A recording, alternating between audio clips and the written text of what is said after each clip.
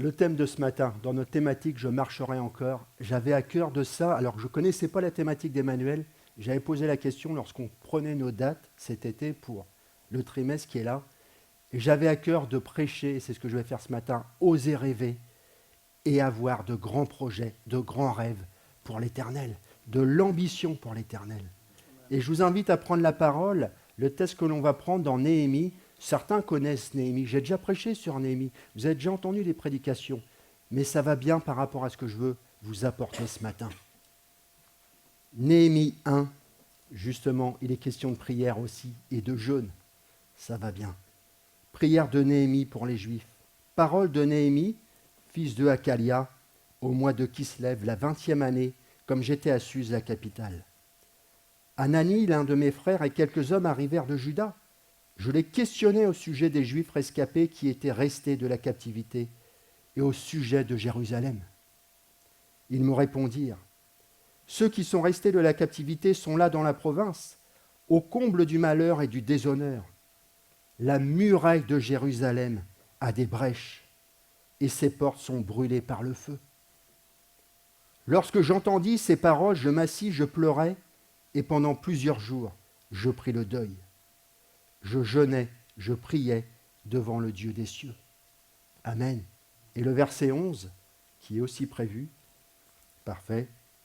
Ah Seigneur, que ton oreille soit donc attentive à la prière de ton serviteur et à la prière de tes serviteurs qui veulent craindre ton nom.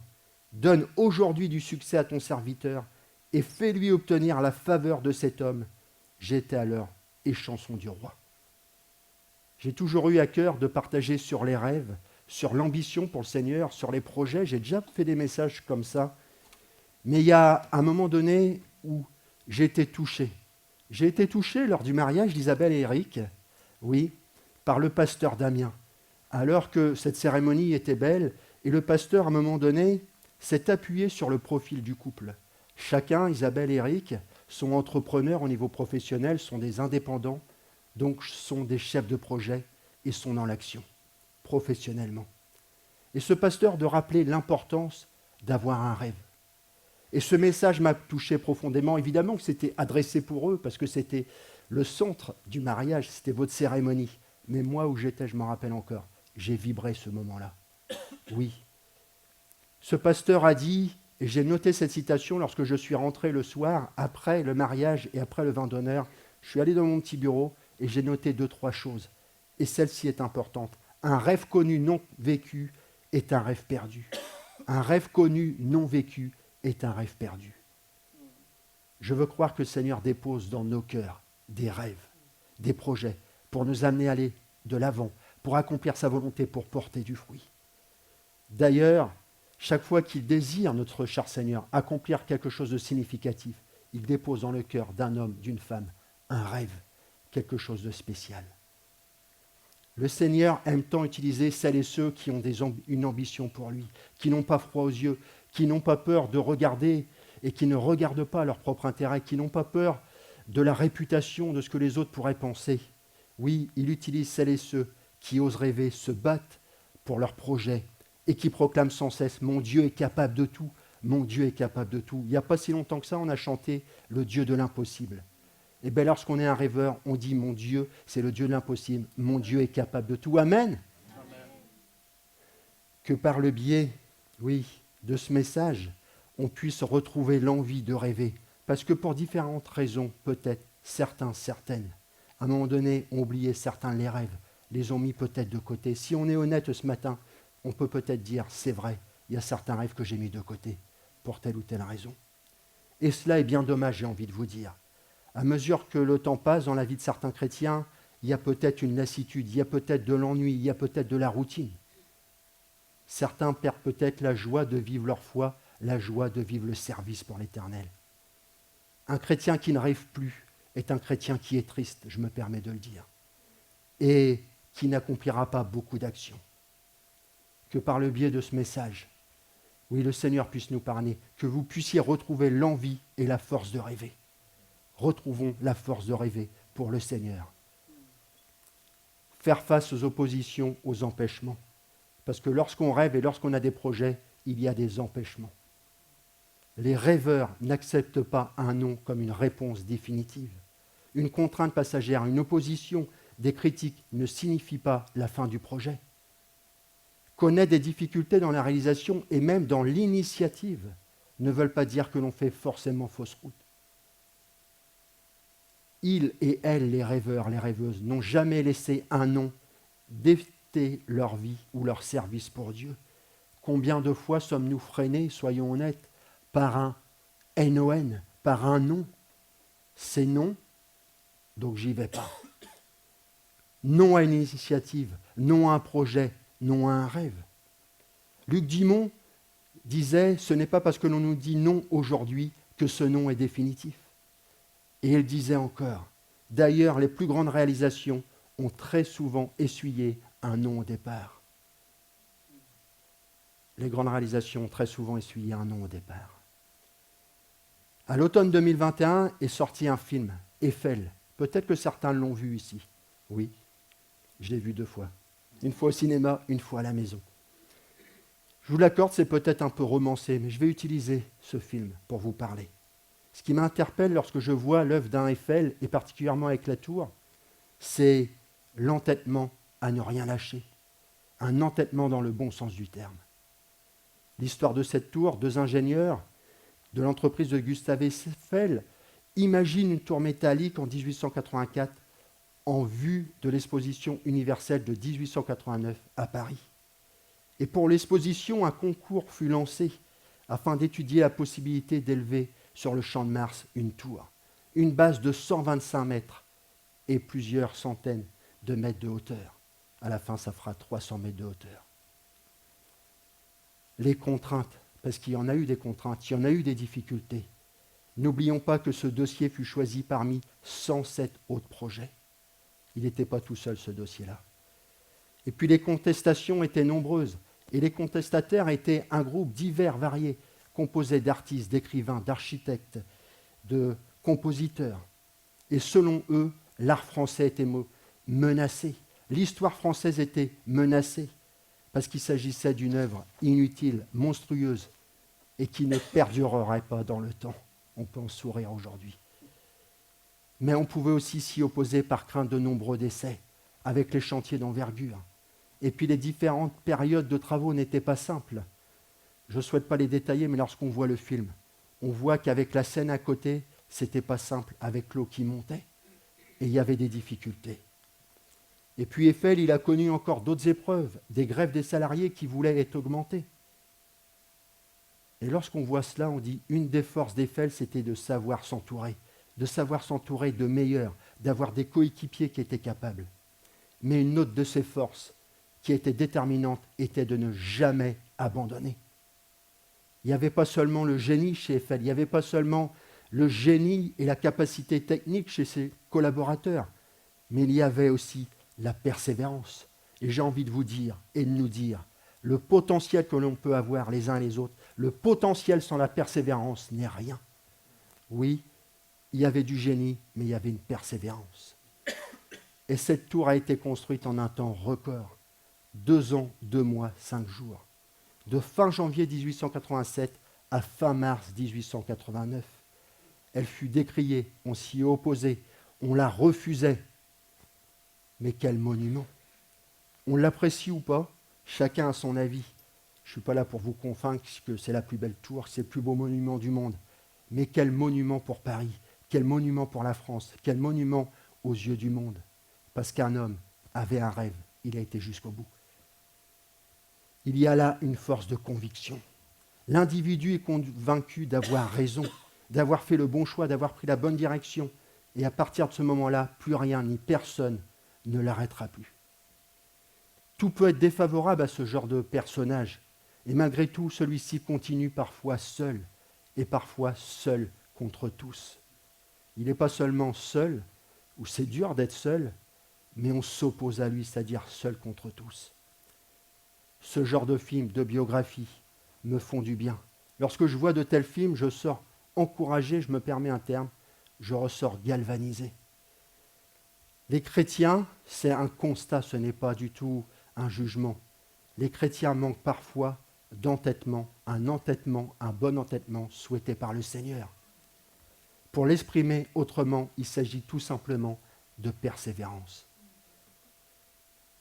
Néhémie, on a lu et on y vient à Néhémie. Néhémie, celui qui a fait la prière audacieuse que l'on a lue en introduction, il a connu des oppositions. Néhémie, on l'appelle le rebâtisseur des ruines, un descendant d'un juif déporté à Calia, échanson du roi Artaxerxès, il jouit d'une position privilégiée à la cour de Suse. Il est bien. Et dans toute la partie de sa vie qui nous est relatée, on remarque une réelle vie de prière. C'était un intercesseur. Prière pleine de foi, de persévérance, que l'exaucement soit rapide ou non, il était dans la persévérance. Et dans le texte que l'on a lu tout à l'heure, dans Néhémie 1, la désolation régnait, c'est le constat. La guerre terminée, pourtant, il est temps de rebâtir. Il est temps de rebâtir. À travers le texte de Néhémie et ce que je vous partage ce matin, j'ai envie de vous dire, découvrez-vous. Et que l'on puisse se découvrir. Peut-être que certaines d'entre vous, vous êtes un bâtisseur, que vous êtes quelqu'un qui est prêt à entreprendre pour le Seigneur. Et peut-être que vous n'avez pas encore eu l'opportunité, l'audace d'exprimer cette qualité-là, mais que le Seigneur a déposé quelque chose de particulier en vous. Alors découvrez-vous. Dans la vie de Néhémie, il y a un temps pour pleurer et un temps pour bâtir. Néhémie 1,4 que l'on a lu, lorsque j'entendis ces paroles, je m'assis, je pleurais pendant plusieurs jours, je pris le deuil, je jeûnais, je priais devant le Dieu des cieux. Il y a la consternation, il est mal devant cette terrible situation. La tâche est immense, par où commencer? Et on le dit souvent dans nos vies personnelles, dans nos vies de couple peut-être, dans nos vies de famille, dans notre vie professionnelle. Vous êtes peut-être face à un empêchement aujourd'hui, dans notre vie d'église peut-être, dans nos défis. Des fois, la tâche est immense, par où commencer? Parfois, on ne sait plus par où prendre le bon bout. La tâche est immense, par où commencer? Comment y parvenir? Ce serviteur ne pouvait, malgré toute cette consternation-là, malgré tout ce défi, ne pouvait demeurer dans la tristesse et dans le doute. Il a su, en se tournant vers l'Éternel, oui, reprendre le chemin de la motivation retrouvée et de la reconstruction, une motivation profonde et durable. Oui, un Néhémie envisage les possibilités, cherche des solutions, pas des solutions humaines, mais des solutions qui viennent de la part de l'Éternel. Et surtout, il voit ce que beaucoup d'autres ne voient pas. Il voit Jérusalem reconstruire ou resplendir à nouveau et être un modèle pour les nations. Il voit Jérusalem être un modèle pour les nations. Et à ce moment-là, c'était la désolation. Il a vu beaucoup plus loin. Et voici pourtant les freins, les oppositions, je vous le disais tout à l'heure. Lorsqu'on veut faire quelque chose, il y a forcément des difficultés. Sinon, ce n'est pas la peine d'y aller. Il faut en être conscient. La première opposition, la moquerie. Cela blesse, fait terriblement mal. Dans sa colère, Sambala, gouverneur de la province de Samarie, se moqua des Juifs. Et ce fut une parole de mépris pour ébranler leur morale, pour affaiblir leur détermination. Ne cherchez pas, mais dans Néhémie 3,34, il parle des bâtisseurs. Redonneront-ils vie à des pierres ensevelies sous des monceaux de poussière et incendiées? Oui, il se moque, et ce fut une parole de mépris pour casser la détermination. Lorsqu'on se moque, on veut ridiculiser, on veut rabaisser les autres. Et Sambala voulait rabaisser le peuple. Et Satan est souvent dans nos vies pour nous rappeler nos difficultés, nos impossibilités, nos faillites, nos limites. Et il se moque parce qu'il voit comment on essaye de se débattre dans notre panade et comment on s'enlise parfois. L'ennemi, il vient pour nous écraser. Et puis dans cette histoire, Tobija, le serviteur ammonite, essaye de tourner les Juifs en ridicule. Puis les paroles adressées ont l'effet escompté. Les bâtisseurs furent saisis de découragement. Les bâtisseurs furent saisis de découragement. Est-ce qu'on n'est pas découragé quelquefois, nous aussi? Néhémie était tellement persuadé qu'il fallait persévérer que la tristesse des ouvriers a été transformée en détermination. transformons la situation, que l'on puisse connaître alors une nouvelle énergie, un nouvel élan. Et les ennemis utilisent 3 tactiques ensuite, très rapidement, l'intrigue, une démarche très rusée, une laine de Sambala pour régler les différends à l'amiable. Et ça semblait raisonnable parce qu'il y avait un manque de nourriture, un manque d'argent, une fatigue qui était présente. On aurait pu être tenté d'arranger les choses à l'amiable avec Sambala. Néhémie fut déterminé, il refusa cette invitation. C'était un piège. Pouvait-il faire confiance à l'ennemi ?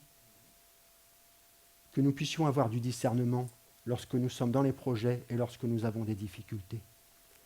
Intrigue, insinuation, une lettre ouverte est le pire des affronts. Comment gérer l'offense subie ? Les accusations contre Néhémie, pur chantage. Il fit preuve encore là d'une grande fermeté. Il savait qu'il serait justifié par l'Éternel. Et nous aussi, nous savons que c'est toujours l'Éternel, à sa manière et en son temps, qui viendra nous justifier. Intimidation ensuite. Fausse prophétie de Shemaja, comme quoi ses ennemis avaient tout préparé pour l'assassiner. L'ennemi essaye de nous effrayer, de nous impressionner. L'ennemi veut nous faire peur. Le diable ne relâche pas facilement la pression, l'oppression et la tension. Et des fois, il y a l'oppression et il en remet une couche. Il faut en être conscient. Néhémie ne tombera pas. La fuite serait signifier quoi ? De la lâcheté. Néhémie aurait été discrédité. Alors que plutôt Néhémie avait encouragé à dire « rebâtissons ». Néhémie, s'il avait mal réagi, il aurait été discrédité. Lui qui était à ce moment-là un leader, un meneur, lui qui était à la tête du projet. Et finalement, l'œuvre fut achevée en une 50aine de jours. Ce fut un succès exceptionnel.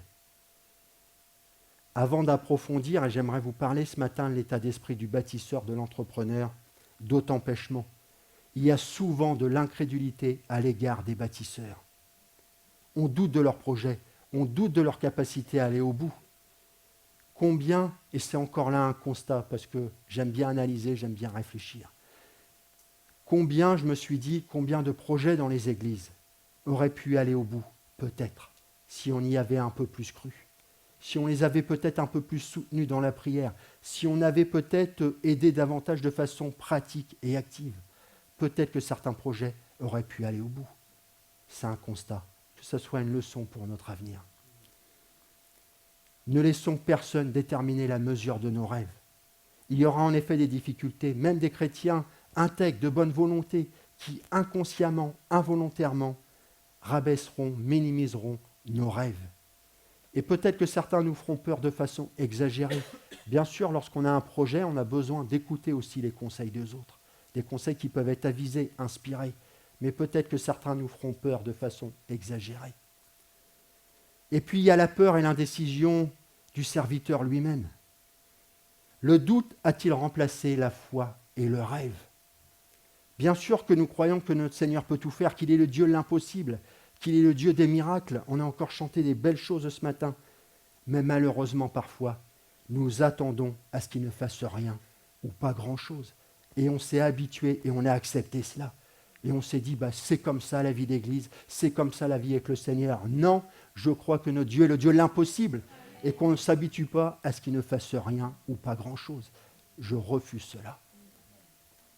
William Carey rencontra des difficultés lorsqu'il proposa d'envoyer des missionnaires évangéliser dans le monde entier. William Carey, lui, a aussi eu ces difficultés. Certains connaissent ce nom. Des chrétiens plus anciens lui conseillèrent d'abandonner cette idée bizarre. Mais en expliquant ses rêves et ses plans, Carey écrivit « Attendez de grandes choses de Dieu, tentez de grandes choses pour Dieu ». Cette déclaration devint le credo du mouvement moderne des missions lorsque des hommes et des femmes suivirent l'exemple de Carey pour aller évangéliser, pour porter le message du salut par Jésus-Christ. Oui, Carey disait « Attendez de grandes choses de Dieu, tentez de grandes choses pour Dieu ». Et lorsqu'on relit ça, oui, nous aussi nous sommes à notre niveau, à notre place, avec nos capacités, appelés à être un aventurier, une aventurière pour le Seigneur. Et ces hommes et ces femmes-là dans la Bible, mais dans l'histoire de l'Église, par leur voyage missionnaire, ont connu une extension des limites de leur influence, une extension des limites de leur territoire. Avant les grandes réalisations, il faut passer par des temps de prière. Il y a une préparation. Néhémie, entre la désolation, le chemin pour aller à Jérusalem, je vous le fais court, et le temps de reconstruction des murailles, il y a 3 points qui sont déterminants dans sa vie. La prière, la préparation, la persévérance. Prière, préparation, persévérance. Ça a fait la différence et ça a apporté du fruit. Je vais revenir tout à l'heure sur la préparation. Nos rêves, notre rêve peut sembler insignifiant aux yeux du monde qui nous entoure, même insignifiant pour certains chrétiens qui nous entourent peut-être, mais sublime aux yeux de notre cher Seigneur. Et ce qui compte, c'est le regard de notre cher Seigneur sur notre rêve, sur le dépôt qu'il a mis en nous. Lorsque nous découvrons la raison d'être de notre vie, nous découvrons qu'il nous fournira alors les moyens, les capacités, tout ce que nous avons besoin pour accomplir. J'aimerais vous encourager. Parfois, un rêve peut s'éteindre avant de renaître de ses cendres. Un rêve peut s'éteindre avant de renaître de ses cendres. Et peut-être que ton rêve, ce matin, peut renaître de ses cendres. Le Seigneur nous met au défi de croire, non pas de croire davantage, mais de croire en lui. Et croire en lui, ça fait toute la différence. Il s'agit d'une foi active. Maintenant, j'aimerais parler de bâtir. Bâtir avec le succès en tête.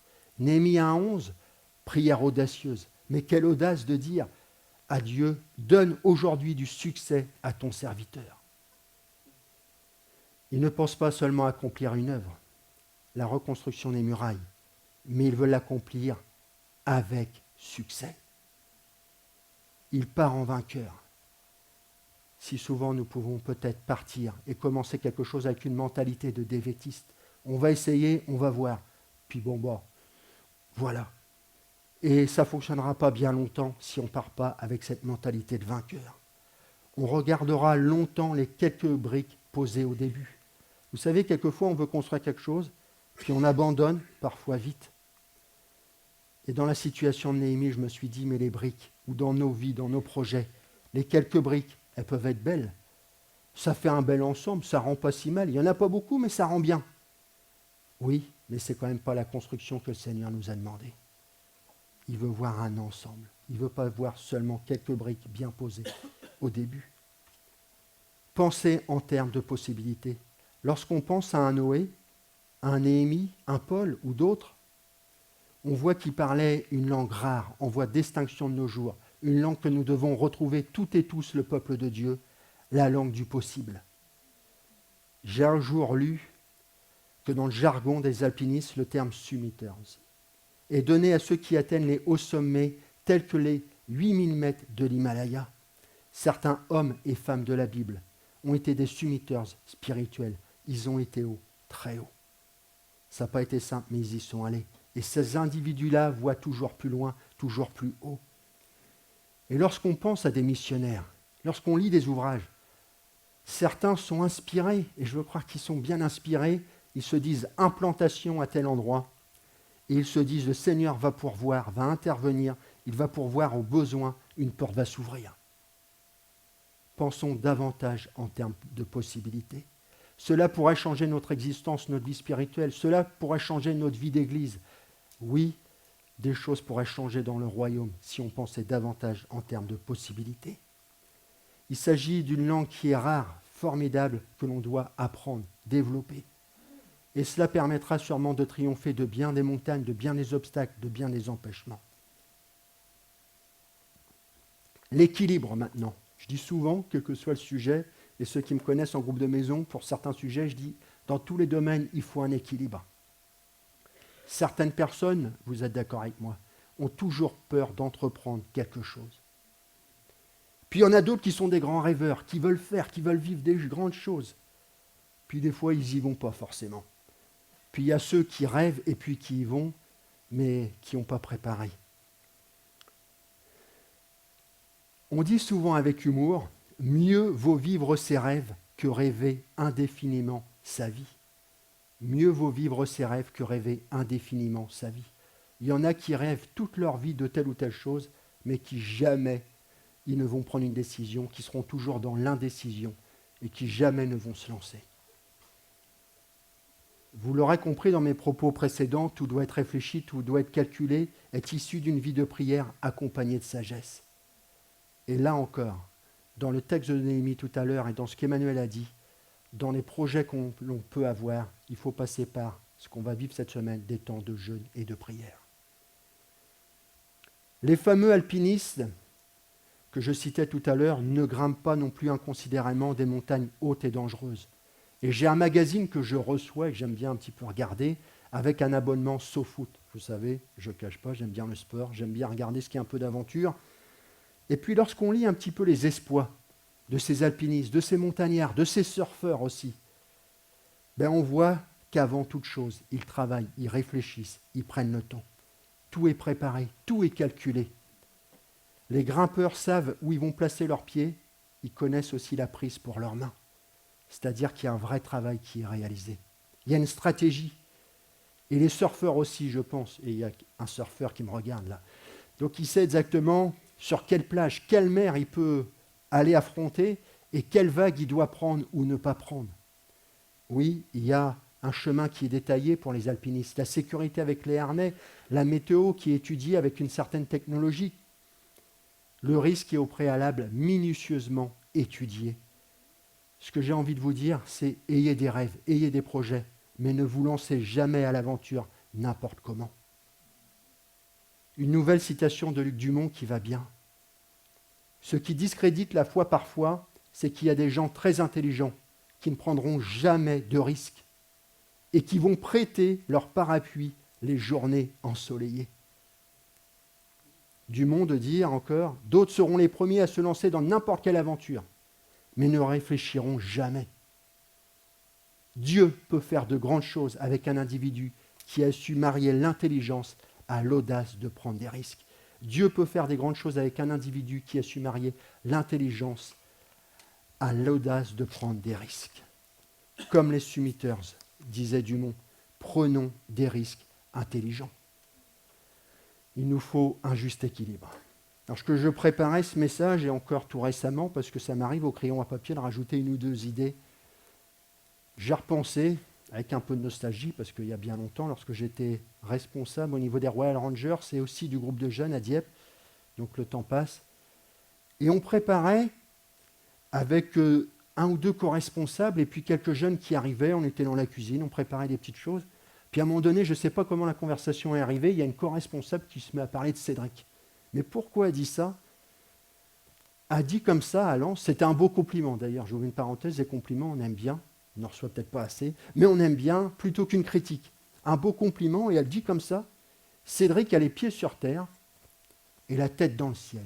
Les pieds sur terre, la tête dans le ciel.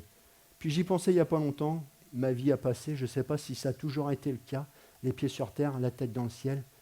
Ce que je veux dire, c'est ce juste équilibre. Nous soyons dans la réalité, où il y a des difficultés, où on a des combats, on a des empêchements, il faut continuer. Et en même temps, la tête dans le ciel, branchée sur notre cher Seigneur. Alors que nous puissions, tous, comme elle le disait, ce joli compliment, les pieds sur terre, la tête dans le ciel.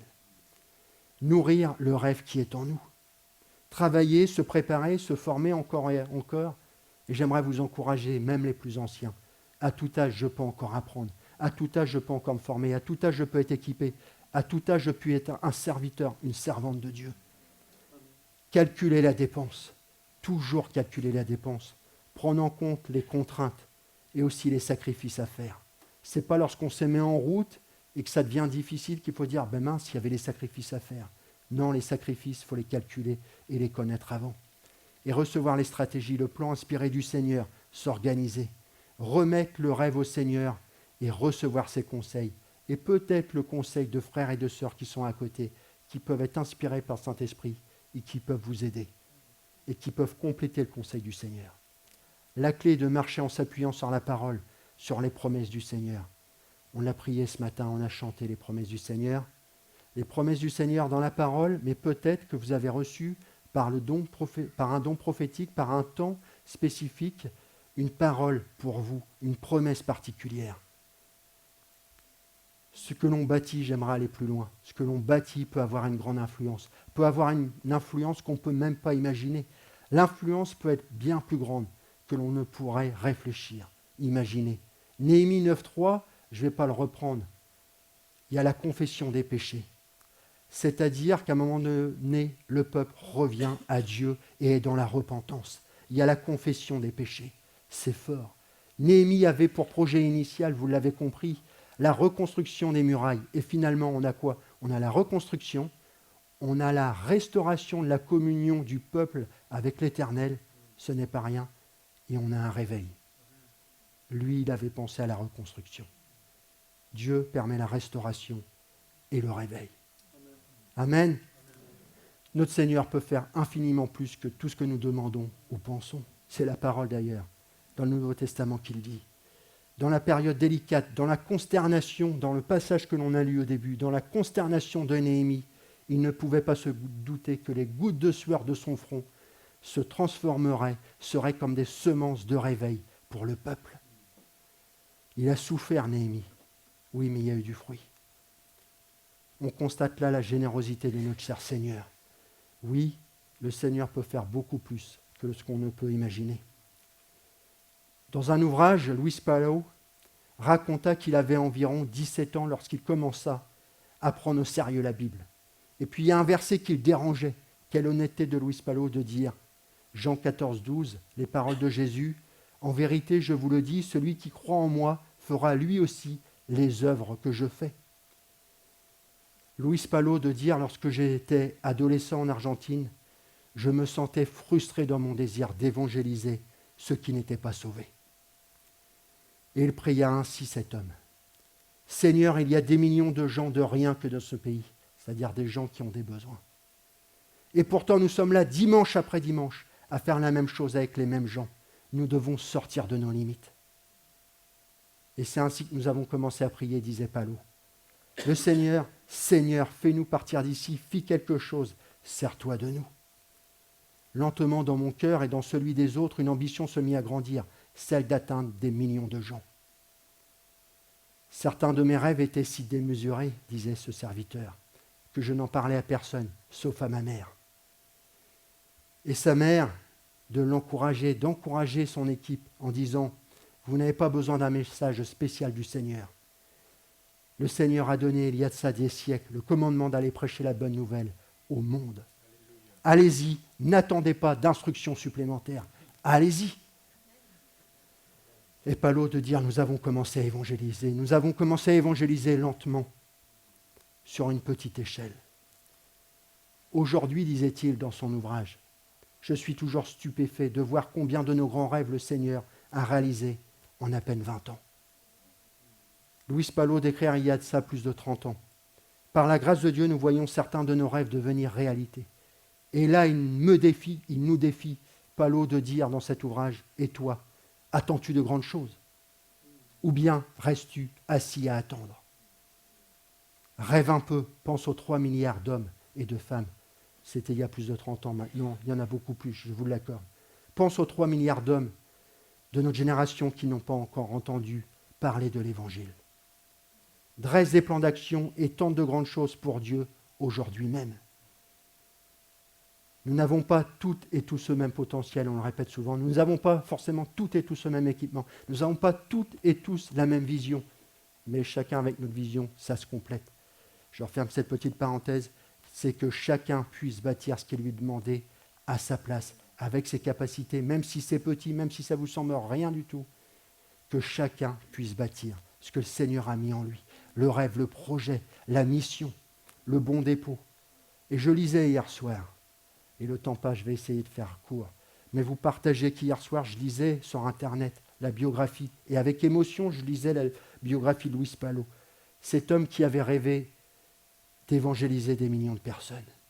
Il a prêché devant des foules entières. À 86 ans, en mars 2021, il est décédé. Il avait un rêve, toucher des millions, voir des conversions. Il les a vus. Son rêve est devenu réalité. Et il a eu beaucoup de témoignages. C'était avec émotion hier soir, je disais, mais Oui, on pourrait dire de cet homme, comme de d'autres et de femmes, bon et fidèle serviteur. Un témoignage qui est formidable, c'est que quelqu'un disait, mais il a toujours eu la joie, l'enthousiasme de prêcher, d'évangéliser. Et quelqu'un a dit, la bonne nouvelle, comprenez bien, la bonne nouvelle avec une majuscule, à bonne et à nouvelle. Il a dit, avec Luis Pallo, la bonne nouvelle, oui, c'était une bonne nouvelle. La bonne nouvelle était une bonne nouvelle, c'est-à-dire qu'avec zèle, il a partagé l'évangile, la réalité de l'évangile. Pallo avait un rêve. Ce rêve, avec l'aide du Seigneur, s'est réalisé. En rêvant, en accomplissant ensuite des œuvres pour le Seigneur, nous apprenons, notre cher Seigneur, à mieux le connaître, à découvrir ou à redécouvrir ses attributs, et il y en a beaucoup d'attributs, et à dépendre de lui et de lui seul. Le pasteur Damien, il en a dit des bonnes choses, mi-août 2021, au mariage d'Isabelle et Eric. Et il a dit cela, je l'ai noté aussi. La taille de votre rêve vous permet de mesurer la taille de votre Dieu. La taille de votre rêve vous permet de mesurer la taille de votre Dieu. C'est-à-dire qu'en ayant un projet, un rêve, en rentrant dedans, en priant, et avec l'aide du Seigneur, en réalisant les choses, on réalise combien notre Dieu est grand. La taille de votre rêve vous permet de mesurer la taille de votre Dieu. Que sur cette route d'aventure, de défis, nous puissions mieux le connaître, plus l'aimer, davantage dépendre de lui. Pour terminer, avant ma conclusion, dans Néhémie, on voit la prière et on voit l'action. L'un ne vont pas sans l'autre. On ne peut pas être juste dans la prière, on ne peut pas être juste dans l'action, prière et action. Et aussi, dans tout ce que je vous ai dit ce matin, et c'est peut-être le plus grand défi, c'est de garder le cap. On s'est mis en route, c'est pas facile, mais il faut garder le cap. Et en conclusion, des questions bien personnelles que vous pouvez peut-être vous poser maintenant, ou peut-être cet après-midi ou demain, mais il va falloir se les poser ces questions-là, je crois. Ai-je besoin de rêver tout à nouveau? Ai-je besoin de rêver tout à nouveau?